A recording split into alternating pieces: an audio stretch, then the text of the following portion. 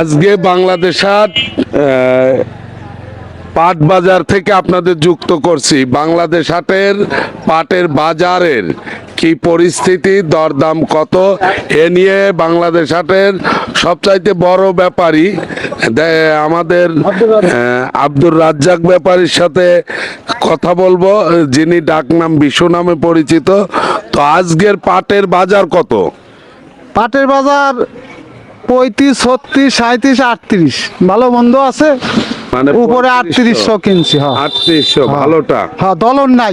তাতে এই 3800 টাকা বাজার, মানে এই বাজারে কি কৃষক লাভবান হবে? আমার মনে হয় যে আর 4000 হলে একটু কৃষকের একটু করতে হয়। পরিতে 1000-1200 পরিতের দাম। আসলে বর্তমান মুহির দিক তাহান যায় না, মুখ কান কালা। তাই হ্যাঁ, আর ব্যাপারীরাও বলছে যে 4000 টাকা 4500 টাকা বাজার হলে কৃষক লাভবান হবে। ধন্যবাদ। ভিডিওটা ভালো লাগলে শেয়ার দেবেন সবাই।